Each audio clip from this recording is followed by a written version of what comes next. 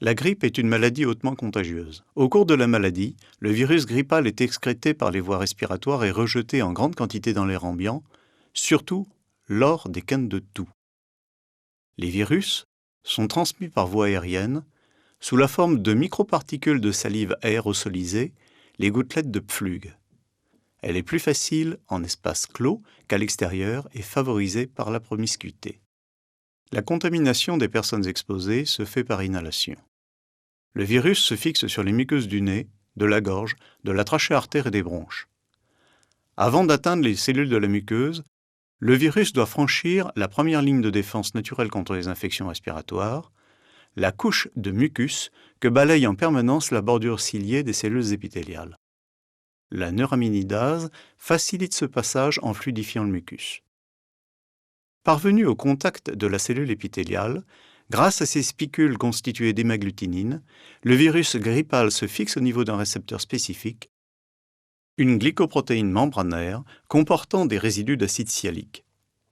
Il pénètre dans le cytoplasme de la cellule par endocytose à l'intérieur d'une vacuole. La membrane de cette vacuole fusionne avec l'enveloppe virale. Les segments d'ARN viral sont libérés dans le cytoplasme et migrent vers le noyau. Dans le noyau, l'ARN viral est transcrit en ARN messager. Ceux-ci vont induire la synthèse des protéines virales.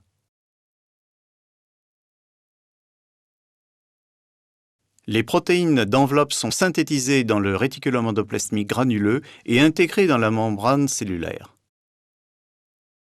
Dans ce phénomène de bourgeonnement, l'hémagglutinine et la neuraminidase sont exposées vers l'extérieur de la cellule.